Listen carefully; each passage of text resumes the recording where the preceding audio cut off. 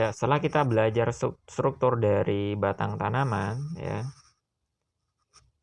mulai dari ada istilah epidermis, korteks, dan silinder pusat, ya, di mana pada tanaman monokotil dan dikotil ada beberapa perbedaan, ya, di antaranya tipe berkas pengangkutnya, kemudian ada tidaknya phloem dan ada tidaknya kambium, serta tersebar atau teraturnya berkas pengangkut di dalam batang. Kemudian kita juga sudah belajar susunan jaringan pada batang, ya, dari epidermis sampai dengan mempulur, ya, dan bagaimana tanaman dikotil melakukan pertumbuhan sekunder, melebarkan batang, ya, membentuk namanya kayu dan kulit kayu. Kemudian selanjutnya kita belajar fungsi batang. Fungsi batang, ya, ada beberapa, di antaranya di sini batang itu sebagai tempat lewatnya air dan unsur hara dari akar menuju ke daun. Kemudian batang memperluas tajuk.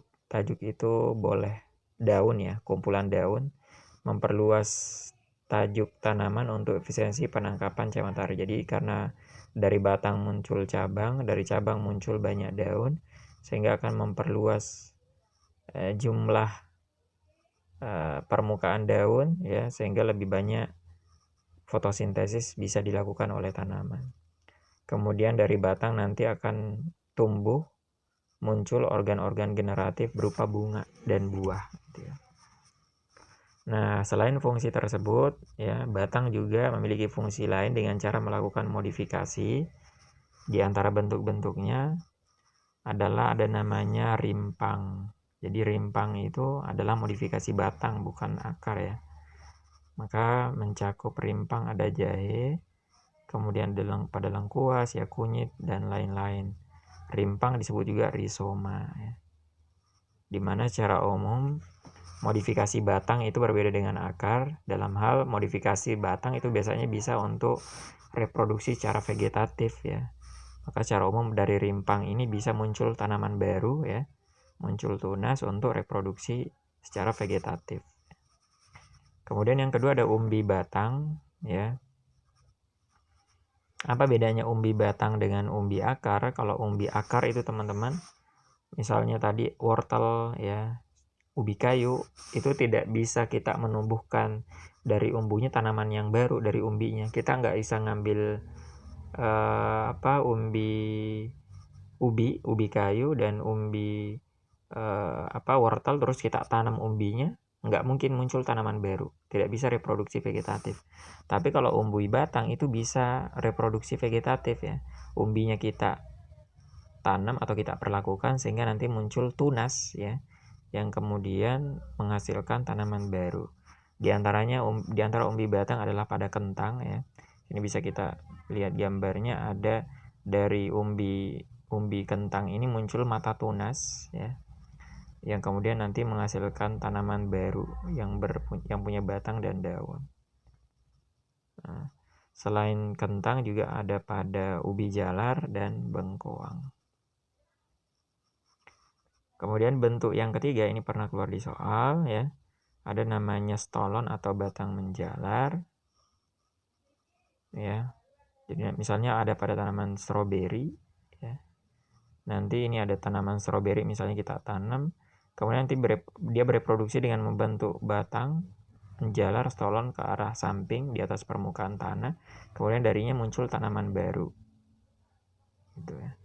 Selain pada stroberi juga ada pada tanaman rumput teki, ya. Ini contoh soal yang pernah keluar. Tumbuhan yang mempunyai struktur pembuluh seperti gambar di atas adalah, ini kalau kita lihat ini berkas pengangkutnya. Satu berkas pengangkut ada xilem dan phloem dalam satu berkas pengangkut, maka ini tipe kolateral, ya, tipe gabungan kolateral. Terus dia nggak punya kambium, ya, nggak ada tertulis kambium, maka ini kolateral tertutup, ya, kolateral tertutup gitu ya. Maka kolateral tertutup adanya pada tanaman monokotil ya. Kalau tanaman dikotil punya kambium itu kolateral terbuka. Maka kita lihat tanamannya. Pertama ada Cocos nucifera, ini kelapa ya. Kemudian ada pepaya, Carica papaya, ini tanaman dikotil. Ini dikotil. Cocos nucifera tadi monokotil gitu ya. Durio ini ya durian, ini dikotil.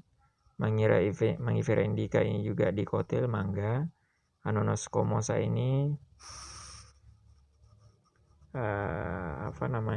serikaya ya. Maka dia juga tanaman dikotil. Maka satu-satunya yang monokotil hanya kelapa, Cocos nucifera, maka jawabannya A. Ya. Ya baik teman-teman, saya kira untuk pertemuan hari ini kita cukupkan ya. Ya, kita udah belajar organ akar dan batang.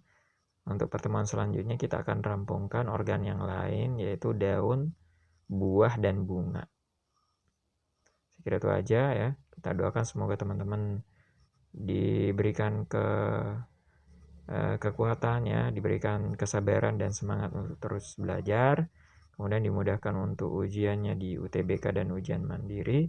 Kemudian bisa lulus di fakultas yang teman-teman inginkan. Dan kemudian nantinya mudah-mudahan teman-teman termasuk jadi manusia yang bermanfaat, berguna buat banyak orang ya. Demikian aja. Assalamualaikum warahmatullahi wabarakatuh.